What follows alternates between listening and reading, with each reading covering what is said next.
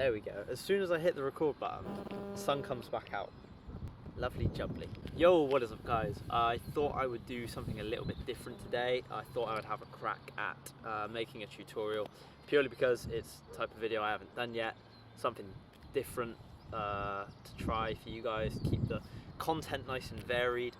Don't know how frequent these are going to be though. There probably won't be much of a system to it. It's not like I don't really intend to work my way up through around the world, hop the world, crossover and your basic stuff. So it probably will just be quirky, random piddle. But today I thought I would give it a crack at trying to teach you guys the DIMETTO. So if you pardon the pun, cue that transition.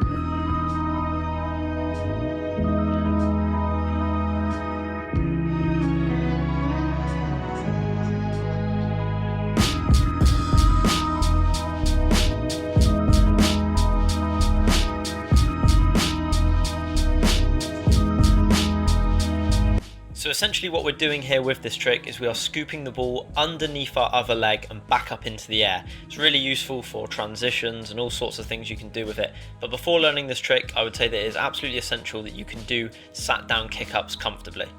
Once you've done that, familiarise yourself with which part of the foot should actually be making contact with the ball. So with this trick, you don't want it too close towards the toe area and you don't want it too close towards the heel. Rather, you want it bang smack in the middle of the inside of your foot. And although this doesn't best represent the scooping motion when I'm stood up, I hope that you can see that the ball should stay stuck to your foot up until the point of when you launch it back up into the air.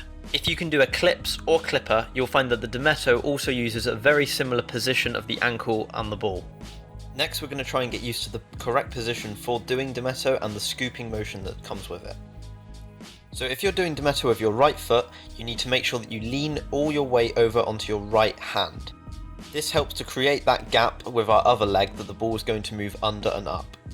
Have a go at balancing the ball on the inside of your foot and taking your time just to slip the ball underneath your other leg and back up into the air. I think it's just a given that the cleanest and most stylish looking DIMETTOs are all done in one fluent motion. So eventually you want to be working your way up to not hesitating or taking a decade to thread the ball through the gap.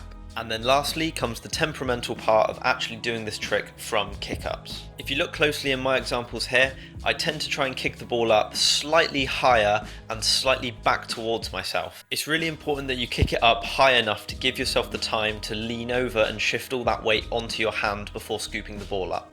Setting yourself up for the DIMETTO is likely to involve a lot of trial and error. Also, it's worth bearing in mind that while you ideally want the ball to come up centrally, at first you might find it shooting up in all sorts of different directions, so you've got to be prepared to react quickly in order to keep it up. One thing that you might find happening when you go to do the DIMETTO is that the ball keeps getting stuck between your legs. This might mean that you aren't keeping your arm straight and leaning on your arm long enough in order to be able to complete the DIMETTO motion. So yeah, that's all for this one. I hope you guys have found it useful, and best of luck with your DIMETTOs.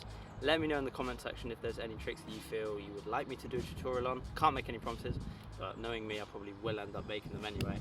And like, comment, subscribe, and I will catch you in the next one. Happy days.